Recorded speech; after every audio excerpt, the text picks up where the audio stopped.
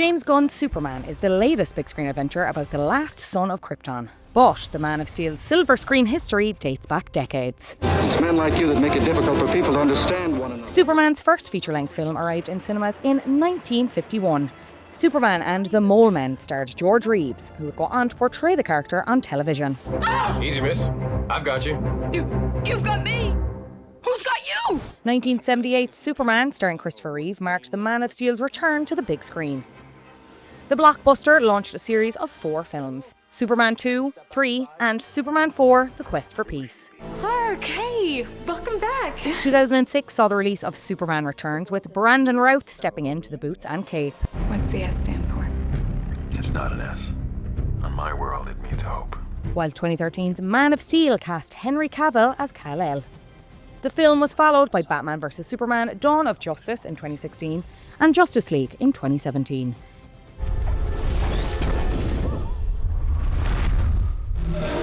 And now in 2025, David Corenswet dons the Red Unit, joined by Rachel Brosnahan as news reporter Lois Lane. I caught up with them and director James Gunn recently at the London Shard.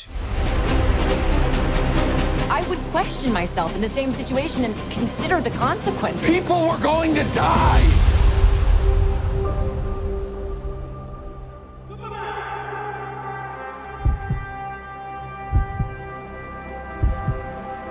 Hey, buddy. Eyes up here. Guys, congratulations on Superman. I cannot wait for people to see the film. How does it feel, it being out in the world? Yeah, it's sneaking out bit by bit. You've seen it, I assume? Yes. Yeah, so that's very exciting. We haven't seen it yet. We're saving it for the big premiere in LA. We want to see it with a full audience. So don't spoil anything. Yeah, don't tell us how it ends.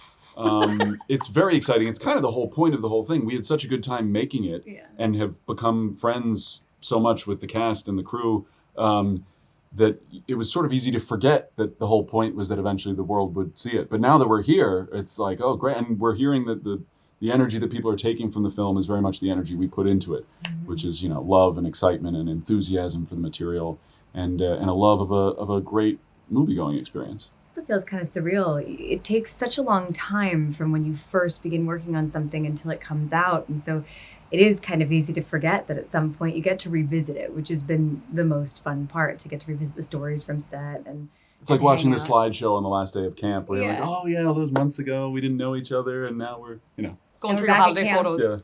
Yeah. I love it. David, obviously a huge super suit to fill, massive, crazy.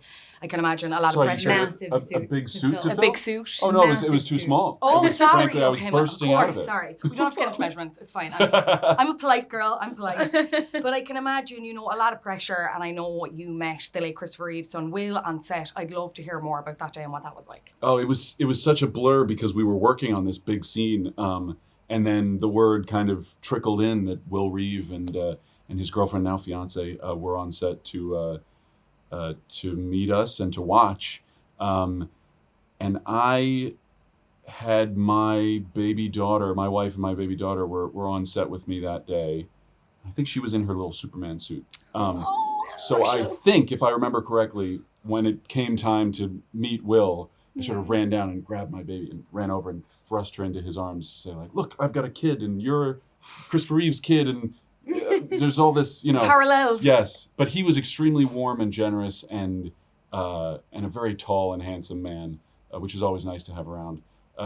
So it was a very special day. I've gotten to know him a little better since then, and yeah, just such an incredible spirit in his own right, independent of the fact that obviously he represents this great legacy of Christopher Reeve. No, but he really embodies it too. I had the chance to meet him a couple months ago, actually, at an event, and he just sung the praises of meeting you and working on the project. Rachel, I read that you considered Lois Lane to be the most evolved character in the DC universe because there's been so many iterations of her and portrayals of her, and I found that so interesting. But I'm wondering then what you were able to bring to Lois Lane as you, Rachel Brosnahan, the person. Yeah, I mean, she's been one of the most evolved, I would say. There's definitely been a number of them, but she's looked so different from so many different iterations. They've captured different parts of her spirit in different projects. I think I fundamentally understand her intensity. I feel like I grew up with people being like, you can be kind of intense. And I was like, you know, it sometimes feels woman to woman like something that people say to try to keep you small. And I didn't quite understand what that meant. But I feel like even reading some versions of the comics and reading this role on the page, that her intensity is one of her strengths, and that she's intense about her pursuit of the truth, and she believes in what she believes in, and she isn't quiet about it. And I admire that. She's far braver than I am, and I think that's something to aspire to. But I understood that piece. Shout out to the intense girls. Yeah. We love them. Krypto. Home. Take me home.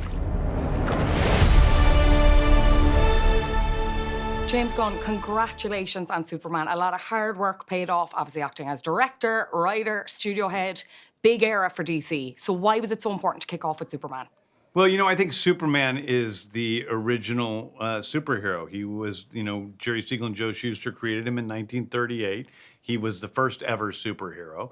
And he's definitely the first ever DC superhero. So what better way to start our universe? I thought this film was so interesting in the sense that it was very clear tonally where it was going, very different from past iterations of Superman. And I know you've talked about the different inspirations that you were going for, the likes of Star Wars, Game of Thrones. But tonally, the film is obviously very funny. Like, I was chuckling away throughout. So what was on the comedy mood board for you?